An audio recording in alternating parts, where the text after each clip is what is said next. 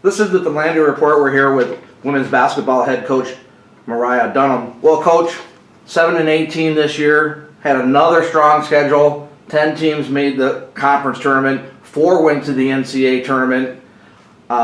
We talk about going back to maybe literature. Your favorite book might be A Tale of Two Cities. We could call it A Tale of Two Seasons. We got off to an 0-14 start.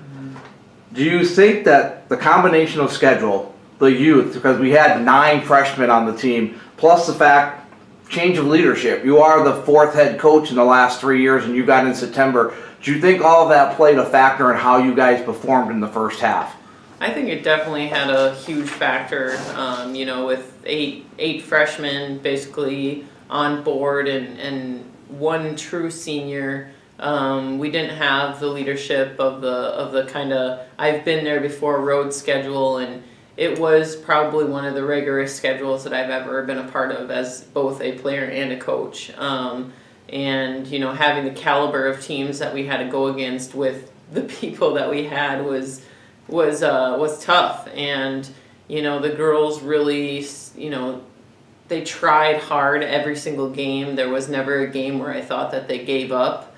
It really just came down to teams just being, they're at a different level than we were at, and at a different story in their chapter book. And it definitely showed our youth. Every game showed our youth. But like I said, we kept climbing. And kept building and kept believing. And towards that second half of the season, I think. I guess we found our mojo a little bit and added on Mariah Austin there at the second semester, and I think that gave us kind of a boast of energy, I guess, if you will. That was leading into my second question, how did it prepare you? But when people talk about tough schedule, everyone's like, oh yeah, everybody says they have a tough schedule. Well, that first half, we played 4 top 21 ranked teams. Yes. In a 6-game span. Yes. Not 4-14, 4-6. So when we say tough schedule, we're not just whistling Dixie. I mean, it was tough, but I think, too, what I noticed in the second half was you finally started to figure out what was working for these girls. You even said, well, I had to go to this on defense. Mm-hmm. That's not really my style, but I found out that it was working for us. Yeah, I think as a coach, it's important that you adjust to your players, even though you may be a certain way. But I think that when you look at the roster that you have, I think it's important that you adjust to who you're working with, who you're working against. And, I'm not a zone coach by any means. I'm really not even that much of a pressing coach. But once we turned it up a little bit and let the girls kind of feel comfortable in something, and once they got confident in something too, that helped us out defensively, because for a while there, pounding man-to-man on some of the top 20 teams in the nation was just impossible. We're going against 6'2" and 6'3", and we have 5'5" and 5'8", and so once we figured out what worked best for us, it really took off.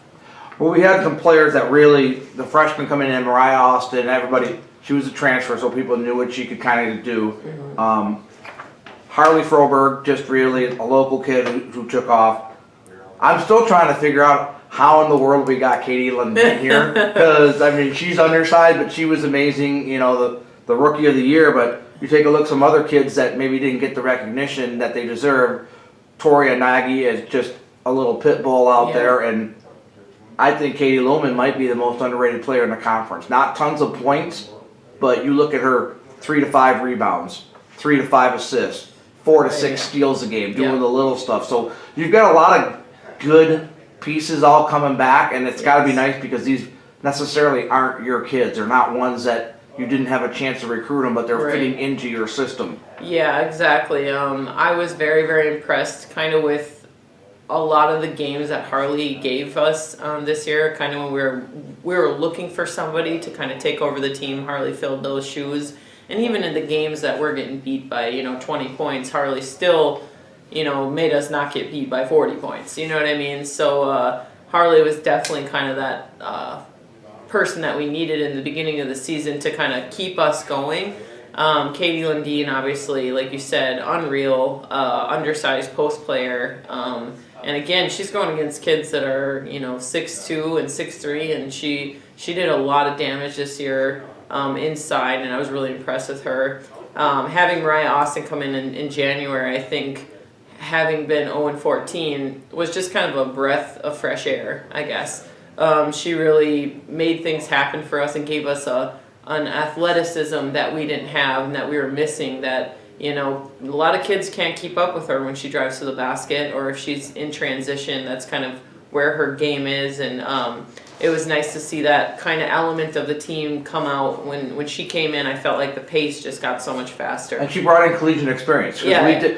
We only had 4 or 5 kids that had played college ball before. Yeah. Even though she was a freshman, she still had a half a semester under her belt coming in. Yeah, exactly. And like you said, Toria Nagy, just one of those players I could throw in the game, and she can, you know, get in there and give us some grittiness and some toughness. And I kind of coincide her with Molly Berg a little bit with that toughness factor and leadership factor, and Taylor Pertilli as well. Had a few games where, you know, she led us in scoring and her 3-point shooting abilities that we were aware of.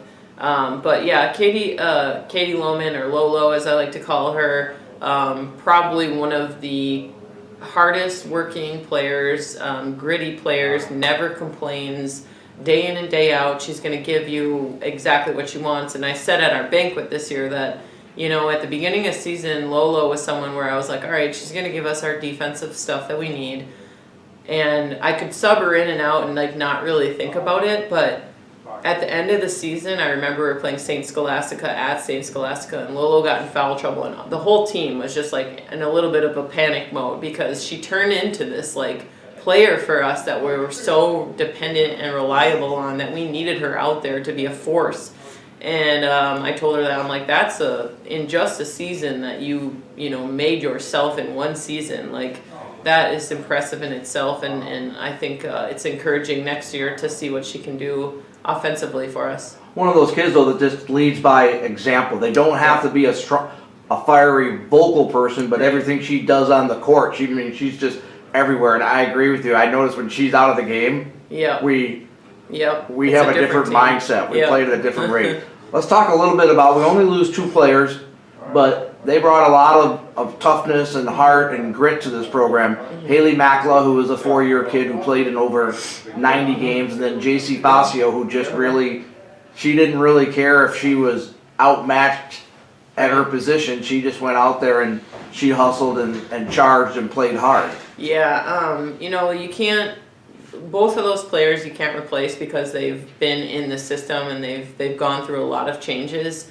You know, especially Haley Mack playing all 4 years. She's gone through a lot of changes, and one of the biggest things that I said at our last game is that, you know, that is a boast of toughness right there. Like to go through so many coaching changes and to still believe that there's a chance, that just shows her character. And you know, I think she played a pretty good amount of minutes, but maybe not all the minutes that she wanted as a senior.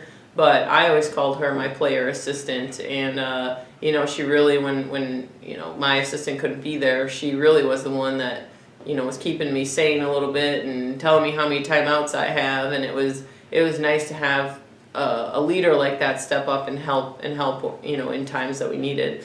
And then JC, you know, again, one of those players that, you know, maybe last year she got a lot of playing time and, you know, was in the game a lot, started a couple of games, and then this year, you know, her kind of player role shifted, and she became more of a mom figure, I think, to some of the freshmen, and kind of off the floor, you know, was hurting my little group of freshmen out there, and they really attached to JC in that realm, and I think for JC that was huge for me to have another person that could take care of those freshmen off the court. Yeah, the mama. Yeah. It took under the wing. Well, Coach, it was a great season. I'm really anticipating what you can do, because we've got some great signees that have come in the last, you know, 3 weeks, and all local kids. It makes sense, as I've said. Hockey's big up here. You're going to recruit locally for hockey. Yep. UP girls basketball has always been strong. You have the connections. Why not recruit? Yeah.